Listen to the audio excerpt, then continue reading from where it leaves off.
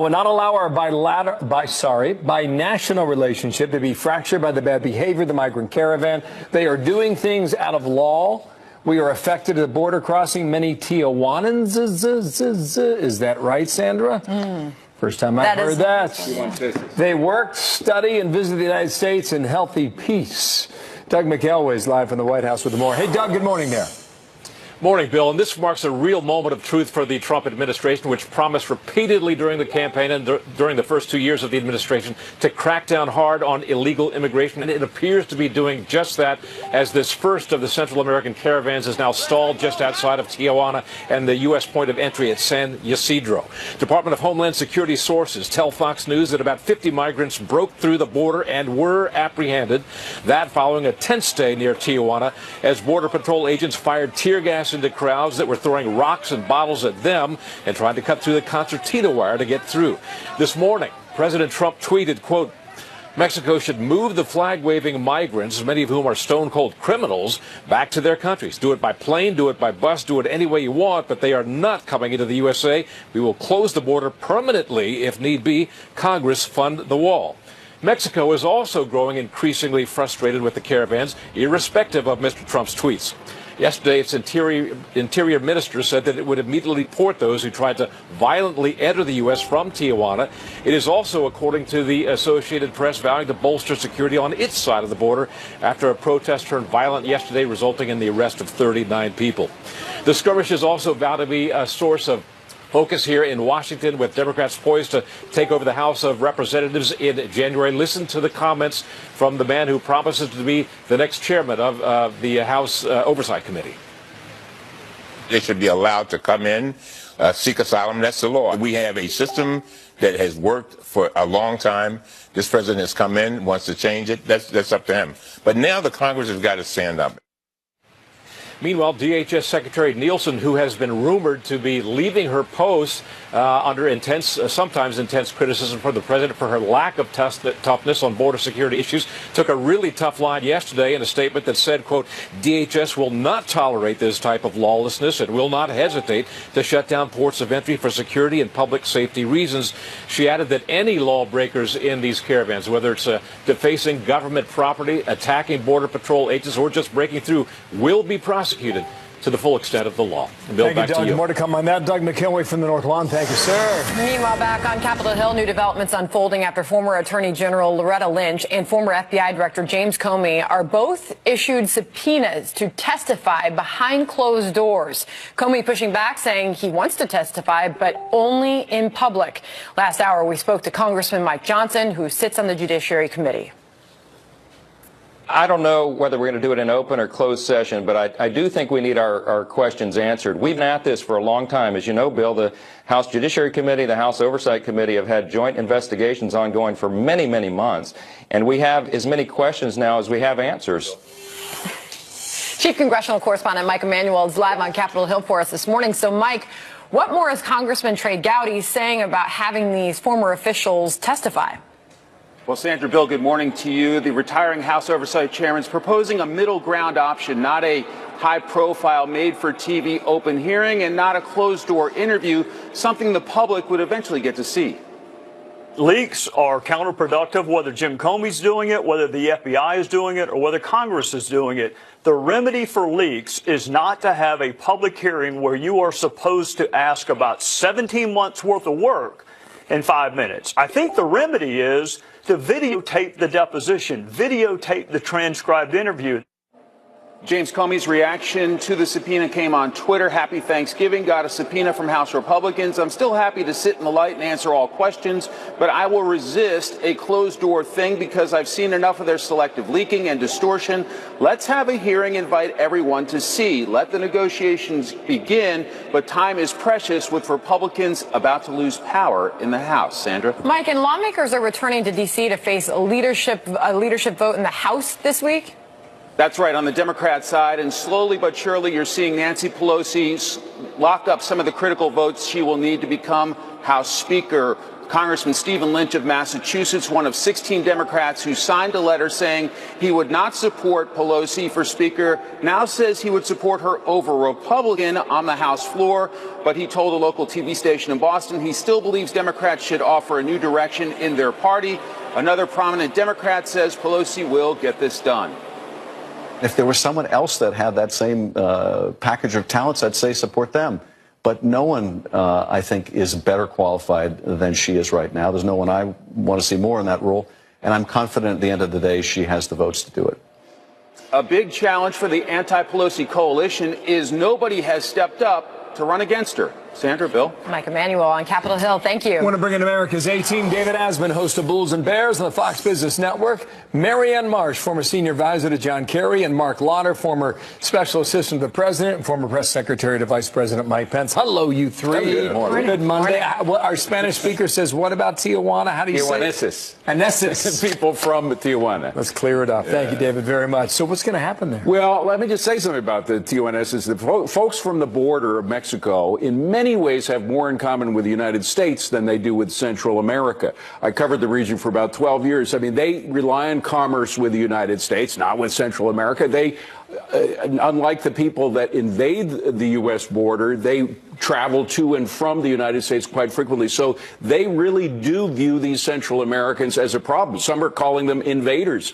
They're taking their housing, they're taking their food, and they are endangering their relationship with the United States. So this is a real problem. But I just have to say one thing. To see children going through what they are going through now in Mexico, being grabbed by their parents or by their guardian or whomever it is, and being used as pawns in this is child abuse. It's child abuse. And whoever encouraged these Central Americans that they'd have a free ride going into the U.S. border, those people should be in jail. It is heartbreaking to see all of that and the use of tear gas. Obviously, you're hearing about a lot of that this morning. Carla Prova, she's the U.S. Border Patrol chief, and she weighed in this morning and responded to the use of that tear gas. Listen. Agents were being assaulted. A large group rushed the area, and they were throwing rocks and bottles at my men and women, putting them in harm's way, as well as other members of the caravan. We needed to disperse the group, and with that assaultive nature, it was imperative that we disperse them from the area. Mark? First and foremost, we've got to protect the people who are protecting us, and that's what you see Border and Customs Patrol doing. They're protecting the people who are there on the border, guarding our points of entry. And if you're going to storm through the fences and try to climb the walls, attack our men and women who are in uniform protecting this country, they are going to defend themselves using non-lethal force. This is not new. They've used pepper spray in the past under previous administrations. This was more of a large-scale disturbance, and so they responded much like a police force would with tear gas to disperse the crowd. Nobody wants to see it come to that. Sorry, right, go ahead, Marianne? Sandra. No, of course it shouldn't. But here's what I don't understand. Millions of people cross this border every single day. Yet somehow 50 to 500 people cause this uproar where you now see kids who are barefoot in diapers being tear gassed. We haven't seen that before. And this is from an administration who separates children from their parents. The legal right of these migrants is to come to our border and apply for asylum at the port of entry. And unfortunately, the Trump administration has decided,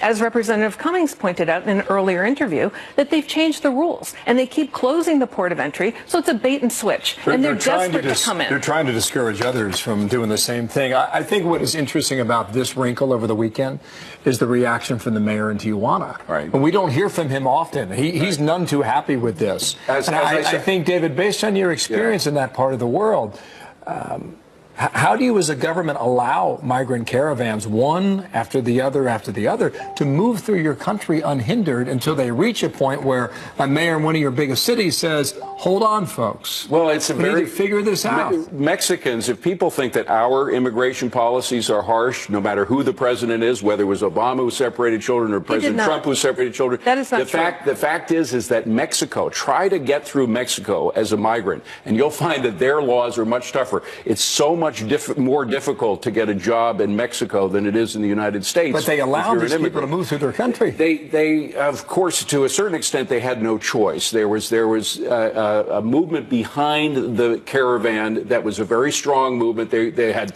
the eyes of the world on them, and they felt that they needed to get as far to the border in safety as possible. But now that they are there, and now that they're causing riots, they're causing a big headache for the Mexicans. The Mexican government is about to go through a change. On Saturday, we have a new Mexican president, and the departing president was hoping that his departure would be peaceful. This is destroying their whole government. We got another topic to get to quickly. But quickly, though, the Obama administration did not separate children from their parents. They did it when they thought they were being trafficked. Exactly. Hold on, when they thought they were being trafficked, right, or that wasn't their parent, right, and then they reestablished custody. And that was separated. There are many instances, Marianne, I can tell you from personal experience, there are many instances where children are used as pawns. They are taken by people who are not their parents, and in those situations, they should be separated from the people who are... So you're telling me all 5,000 kids separated by the Trump administration... I'm telling you that these people were being used as pawns, but for other people's purposes, because they were told that they would have an easy time getting across the border. Have they had an easy time? Let Mark back in here, because, Mark, bring this to the White House response now, to hear the White House doubling down on their threat to just close the southern border. And this is what the president has said he was going to do. He was going to stop the caravan. He was going to enforce our laws as they exist. He's got the power under the law to stop this flow of immigration and even to change. All right. Not. We're not going to settle this today. Topic number 2, Newt Gingrich on James Comey and whether or not he will respond to a subpoena. Here's the former House Speaker. The question is what they're going to get into. It doesn't help you much if Comey says, I'd like to appear in public, and then as soon as he's in public, he says, well, I can't discuss this because it's classified. I can't discuss that. So I think it partly is a question of what the topics are going to be.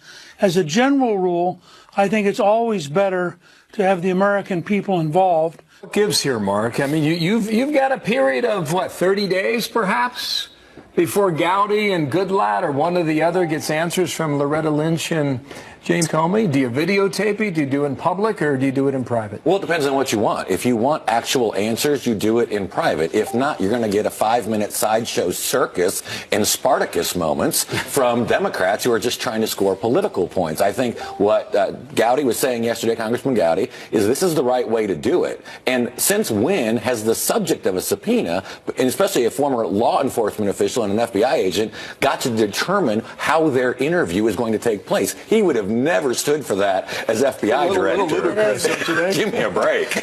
Marianne? I mean, come on. I mean, he didn't feel that way when Hillary Clinton testified for 11 hours about Benghazi in front of the entire world, or Andrew McCabe, or Peter Strzok, or Rod Rosenstein. So he complains that they only have 5 minutes to answer questions. Give him 10, give him 20. Right, he only does it when it suits him. Speaking of Spartacus, all right, here we go. Cory Booker on the Sunday shows over the weekend. I will consider running for president. There's a shocker, Smitty. That's something that I will do. These people in New Jersey are talking to me about it, across the country that are talking to me about it, so I will consider that. So Booker was asked about it over the weekend. Klobuchar in Minnesota was asked about it. Sherrod Brown was asked about it in Ohio. Tom Steyer didn't dismiss it, and John Kasich apparently is considering as well. How big should that stage be when we get into primaries? Well, remember how big the Republican stage was. 17. I mean, 17 people. So honestly, I think the Democrats, in comparison to that, have narrowed it down somewhat. But it'll be interesting to see that. What interests me about Klobuchar, first of all, it's not exactly a household name. Maybe it'll become one soon. But if she likes to get things done, as she did, she said that was one of her selling points. I like to get things done. She's got to prove it over the next few months. She's got to prove that, in fact, on issues like immigration, as we were just talking about, make a deal with the wall for an immigration deal. She's got to, is she willing to make the middle-class tax cuts permanent, as a lot of Republicans want to do in exchange for something else? So if she is a person of her word, and wants to get things done, she's going to have about a year to prove that. Marianne, do you like what you're seeing and hearing so far about your party? I think there's at least 22 people thinking about it. It'll be bigger than the Republican field. Really? But yes, but I think the problem... You've said that in the past. Yeah, no, everyone's thinking about it. The problem is if you're not doing something about it right now, you're already behind. And Cory Booker, for example, is already having trouble finding really good operatives because people have already committed. Elizabeth Warren has done more legwork than anybody to prepare for this. The Obama team will be with Deval Patrick. So if you don't have your staff, you don't have your operatives, you're not ready, you can think about it, but you're not going to be successful. And to David's point, any Democrat that works with this administration is going to lose in a primary because it's the angry radical liberal voters who are going to fill that primary and decide who gets their nomination. It's a great panel, Smitty. That's fascinating for a Monday morning. You know, he sets this up. This is going to be great, he says. During the commercial, it's going to be a great panel. And it was. Thank you very much. Thank you, Mark. Thank you, David. All right, Marianne, thank you. We'll have much more on the unrest at the border and how the U.S. should handle thousands of migrants trying to get into the country when we talk to former acting ICE Director Thomas Homan. Looking forward to that. Also, the EU, the UK, a step closer to a deal on Brexit. So what does that look like? Nigel Farage, instrumental in that movement. He joins us live today on his reaction as to what is next and what it means here at home. There were those who said that reaching a Brexit agreement that worked for both sides was an impossible task. From the start, I rejected that counsel of despair. Outside the EU, we will be able to strike new trade deals around the world and open up new markets in the world's fastest growing economies. We will be able to focus our energies on the many other important issues that matter to the British people at home. This is a big deal now coming to a head. Prime Minister Theresa May, after the UK and leaders of the EU reached an agreement, apparently, on the terms of Brexit. Still needs approval for a vote. Nigel Farage, one of the fathers of the Brexit movement, not happy with the deal. He's the former leader of the UK Independence Party and a Fox News contributor. Thanks for coming back, Nigel, and greetings to you from London. What do you think of this deal? What does it look like to you? It looks like the worst deal in history to me. Do you know what she did yesterday, Mrs. May, was she signed up to something that is legally binding, and what it means is we give away about 60 billion sterling in return for a period of some years during which we have to accept all EU rules, new ones as well, without having any say over how those laws are made, which is what I would call taxation without representation. We don't get back at this stage of the game control of our borders. We're not able for some years to do trade deals. And here's the worst bit. The worst bit is we will only be allowed to leave the EU's customs union if they agree to it as well. It's rather like me saying, I'm going to voluntarily put myself in prison, and when I want to leave, you will let me go, won't you? Literally, we've signed up for purgatory. It's madness. It's legally binding that we're stuck in this thing and we can't get out unless they agree. And why should they agree? So actually, what she signed up to is us indefinitely being rule takers from the European Union. Now, the one upside is if this deal's approved, we do leave the European Union legally on the 29th of March at 11 p.m. next year. The downside is what she signed us up to gives us even less sovereignty than we had as European Union members. It's a bad deal. It's the worst deal in history. And I very much hope the British Parliament votes it down. Nigel, how do you make that case in impossible consequences? How do you quantify that, and how you think this is such a bad deal? Well, it's a bad deal, firstly, because it gives away too much money. It's a bad deal because it traps us in something we can't leave unless the other side agrees. And it's a bad deal because it could go on for years and years and years.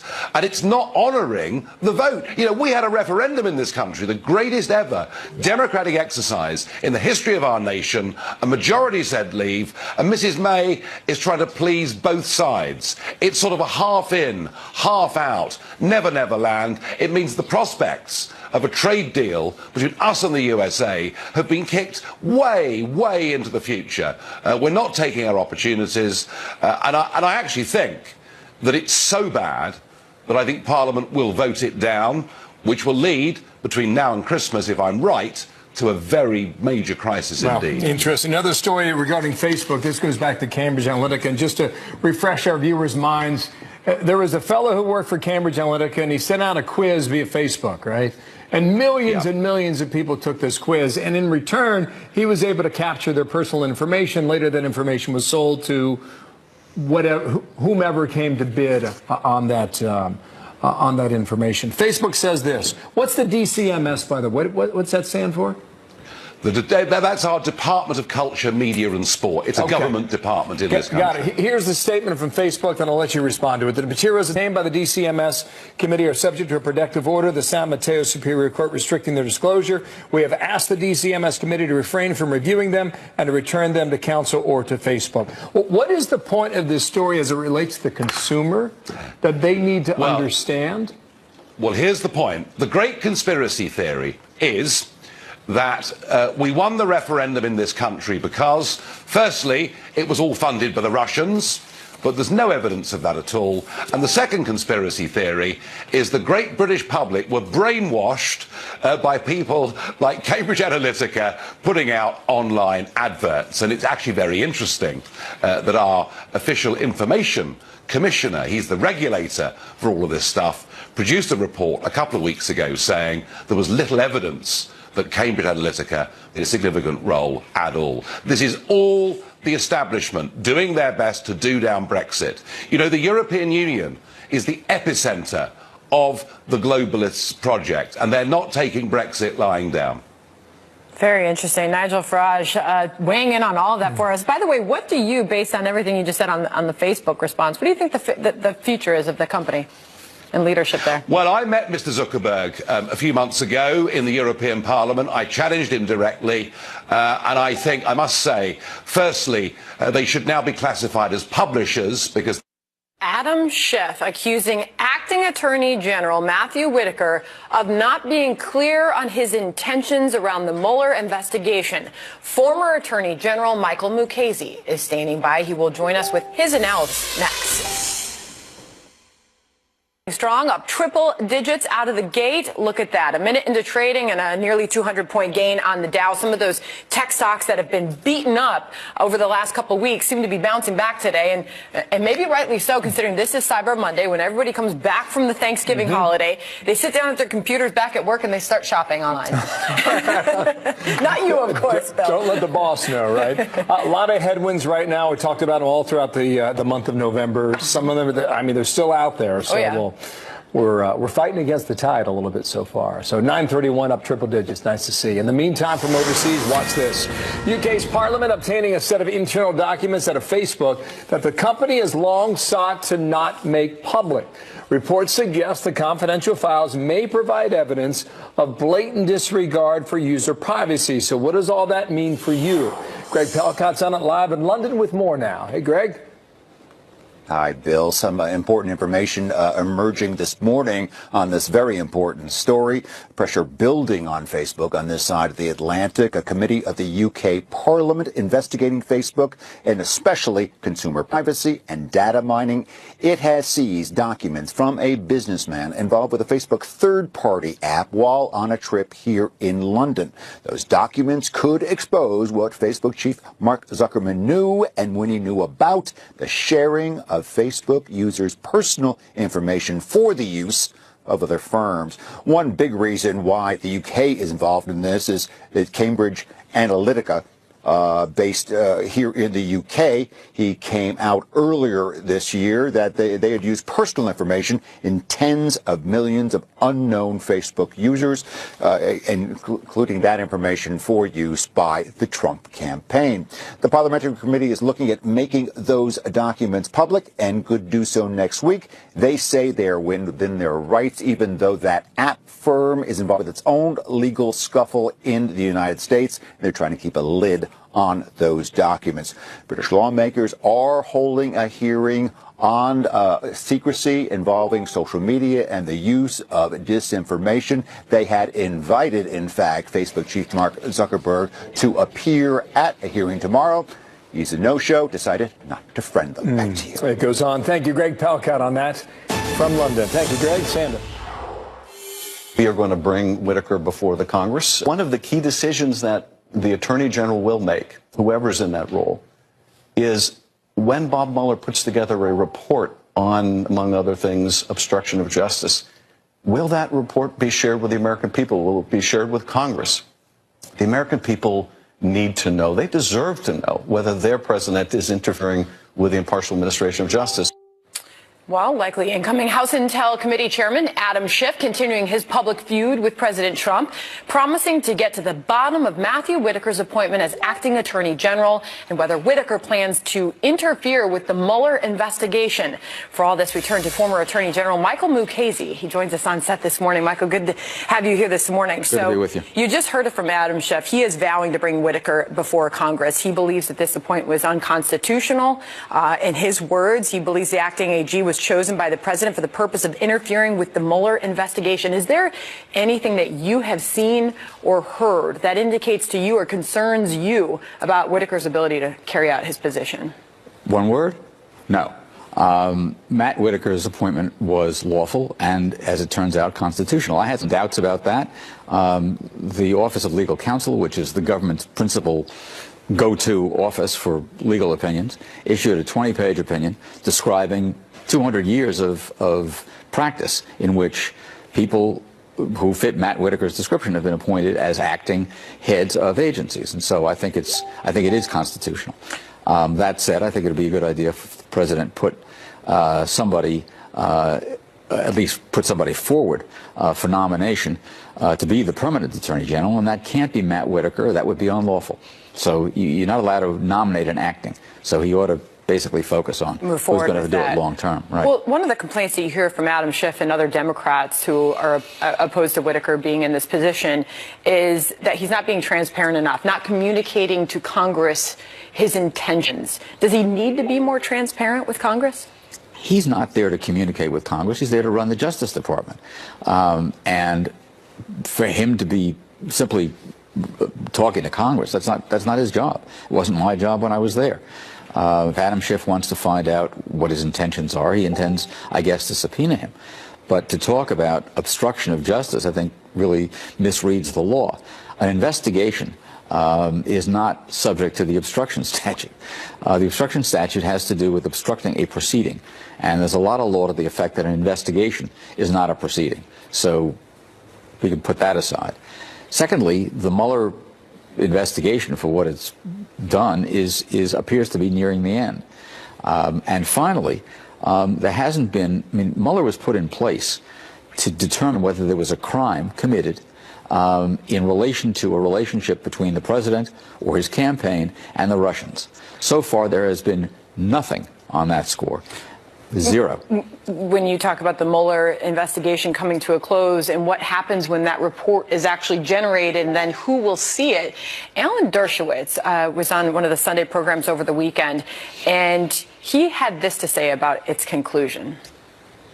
I think the report is going to be devastating to the president, and I know that the president's team is already working on a response to the report, and so at some point, when the report's made public, it will be made public probably with a response alongside. Trying to figure out exactly what that means there, because he says he does not believe that it will criminally implicate the president, but he says it will be politically devastating to the president. What do you think he meant by that? I have no idea what he meant, and although I like and known Alan Dershowitz for years, I'm not sure that he knew what he meant either.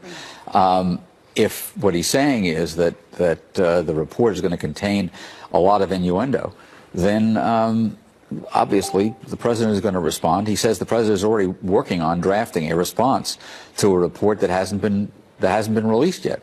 So it's sort of everybody knows what everybody else is going to say. To be clear, he said the critical questions are largely political when it comes to this report. When he says devastating, just to make sure he gets his words in here in defense of Dershowitz, I mean, it's going to paint a picture, he said, that's going to be politically very devastating.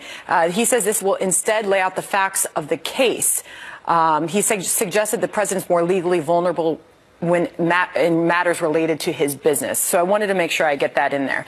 As far as the report itself. By the way, the special prosecutor was not put there to investigate the president's business. So if that's going to be in his report, it's going to be off the mark. Perhaps that's why he's saying then politically devastating, not criminally. So when it comes to the report itself, it's up to Whitaker whether or not the public gets to see this, right? Well, in the first instance, I suppose, although, as you know, Washington leaks like a sieve.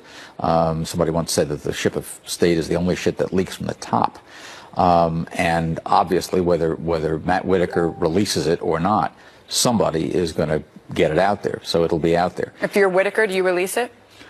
Sure, because there's no point in trying to keep it secret. The president's going to respond, and it'll come out, as Professor Dershowitz said, with his response. Finally, I want to ask you about this rare rebuke of a sitting president by a Supreme Court Justice, John Roberts, firing back at the president for what he referred to as an Obama judge. It's very rare to see this sort of public sparring between a sitting president and a Supreme Court justice. It is rare, although it's happened before. President Obama, in his 2010 State of the Union, criticized the Supreme Court to their face. They were sitting right in the audience, and he issued a rebuke to them over the Citizens United decision. In fact, you may recall that Justice Alito was sitting there mouthing the words, "Not true, not true," right? And so there's been this kind of exchange before. It's not real attractive. The fact is that judges are there to enforce the Constitution and generally do their level best. On the other hand, judges do come with opinions and points of view, Very interesting to see that play out. And by the way, before I let you go, it's great to have you on set this morning. It is a very special day for someone close to you. It is a very special day for my wife. It is her birthday, and I want to wish her a happy birthday and tell everybody that there's nothing I've ever done since we've been married that's been worthwhile that I've done without her help. Very lovely to hear that, and happy birthday to her. Happy birthday, Susan. Thank you very much, Susan. All right, Bill? She's a sweet woman, too. Happy birthday. Nice to see you, sir. Big weekend in the NFL. We start in Minneapolis late last night, Sunday night. The Vikings denying the green. If your team's having a problem, you play Cincinnati. Everything works out. The way it is in the league. All right, what a weekend. We won't mention that 7 overtime LSU Oh, Mom, I'm so sorry, kid. We'll talk more about that a little bit later. I need some more time. Meanwhile, a new tell-all book from 2 top Trump insiders giving a deeper look into the White House. What we're saying here in the book is the media, the Republican establishment, and the intelligence services, not together, but separately, are undermining this president. Both Corey Lewandowski and David Bossie say some of the president's biggest enemies are, quote, embedded in the White House. We'll take that one up next with someone who worked in the West Wing for years. Language about enemies and treason, about policy and politics, is pretty warped, and I think most Americans think it's weird.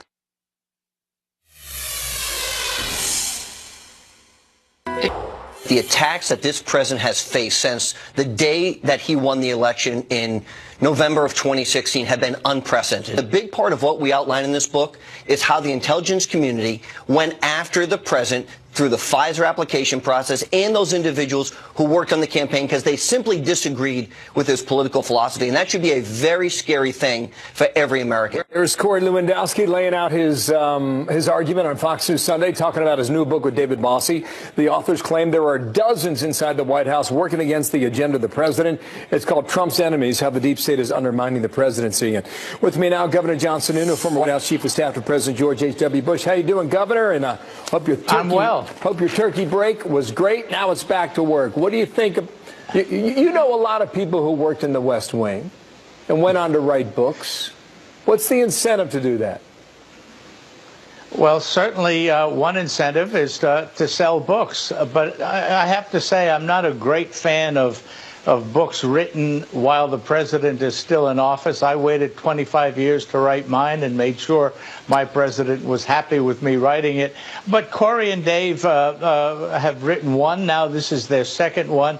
I'm sure it will get a lot of visibility, a lot of talk, a lot of interest, but I'm not sure how far it advances the ball in terms of the president's agenda. Well, sometimes you want to send a message And I think a lot of this book is trying to send a message to John Kelly. But here's how the New York Times wrote it up. Maggie Haberman, her headline, new book gives voice to Trump's claims of a vast conspiracy against him. I'll read just one paragraph she wrote. The book has caused anxiety among Trump's aides for weeks as they anticipated Mr. Lewandowski and Mr. Bossie, here we go, would use it to harm some of them with the president after a bruising midterm election cycle. What do you think of that premise? Well, Bill, I haven't read the book yet, so I admit that, and I'm talking on speculation and on the basis of speculation in a couple of news articles. I think they're rather pointed. I've seen, from what I've seen, about a couple of folks in there, including the Chief of Staff, John Kelly. Look, everything that comes out of a White House is always related to some kind of a factual incident, exaggerated greatly to make the point that the individual wants to make. And I think you should look at this book in that context. There's a point they want to make. There's a factual basis somewhere in there on all the incidents. But without a doubt, Corey and Dave are very good at putting the emphasis on the right syllable and getting the message they want across. That's cute. And they still have context, too. Here's a quote from the president. When asked whether or not he thought that President Obama was aware of the surveillance during 2016. Personally, I think he knew, yeah, just remember what they did. Let me put it this way. If the shoe were on the other foot and the same thing happened to him, it would be treason and they'd be locked up for 100 years, end quote. There you go, Governor. Well, there's lots of evidence that the intelligence community was, one way or the other, doing more in following the Trump campaign than they were in following the Clinton campaign. There had to be a reason for it. It is probably correct that it was the internal bias of the White House and the agencies and the FBI at the time. And so there's certainly a strong factual basis for that conclusion. And the president's right. If a Republican had done that to a Democrat, there'd be all hell to pay. You waited 25 years, huh, to write your book? 25. I did, but it really came out very, very well, Bill. Indeed it did, and congratulations to you. Thank you, Governor. Nice to see you. Thank you, Bill. John Sununu from New Hampshire. Well, blizzard-like conditions making travel a nightmare in the heartland. Another car was actually spinning out towards me. He managed to avoid me, but then I spun out. And as you can see, I'm in a ditch now. More on the post-holiday travel conditions and where this weather is heading next. It's about 50 minutes. It took us about 90. Be careful for not only you, but for everybody else. Mostly everybody else. It's slippery, sliding all over the place. Messy end to the Thanksgiving weekend for much of the Midwest. The governor of Kansas declaring a state of emergency. Hundreds of flights either delayed or canceled as a powerful snowstorm bears down. Senior meteorologist Janice Deans in the Fox Weather Center. Janice, O'Hare Airport says 670 flight cancellations right now. Oh, I know, and the busiest weekend of the year. So a lot of folks are still trying to get out. We still have some blizzard-like conditions across the Ohio River Valley, and we got dumped on. Some areas over a foot of snow in parts of Iowa and Illinois, getting close to it in Kansas and Missouri. And this storm is on the move. The good news is it's weakening a little bit. So we're not seeing the blizzard warnings like we had over the weekend. But we are still seeing, 35, 40 mile per hour winds now across the Ohio Valley in towards the Great Lakes and the New England area. So winter weather advisories are posted and things will start to calm down. But we're still dealing with wind gusts. So it's hard to fly when you have wind gusts in excess of 35, 40 miles per hour. So we're going to have obviously travel delays as the system moves east. Behind it, much colder air, single digits, teens. Those are wind chills, by the way. And then the system is going to move in towards the northeast in the next several hours into the rush hour for some of the big cities and then wind up into parts of Canada and New England as we get into Tuesday. But here's some of the additional precipitation, mainly a rain event along the coast, but interior sections could get a foot or more, especially across the Great Lakes and northern New England. And there are your highs. highs for Monday. Again, cold behind that system that moved across the Midwest and the Great Lakes and brought those blizzard conditions. Chicago is getting better, but we did see, close to a foot of snow, a foot or more of snow. And then we'll start to see those temperatures start to moderate as we get into Thursday and Friday. But then our next storm systems moves across the west and then moves into the central U.S., bringing more the potential for snow and maybe even severe weather. So an active pattern setting up. I'm just sorry that a lot of people are stranded for Turkey Day.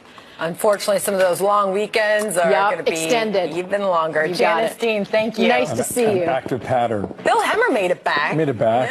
Yeah, we were kind of on the east side of that storm, so we were okay in Ohio. But Iowa and Kansas, Chicago, Detroit. My folks are in the Chicago area. They just sent me a picture. They got a lot of snow. They're shoveling their way out right now. But O'Hare Airport it's going to be something, a couple days of that. Yeah, anytime you get that O'Hare, you get down to Atlanta and Hartsfield, you get a storm ripping through there. It causes a lot of problems across the country. Our best to all Good to hear from your mom and dad, though. I mean, come on. Keep shoveling, Dad. I love it. All right, back here in Illinois.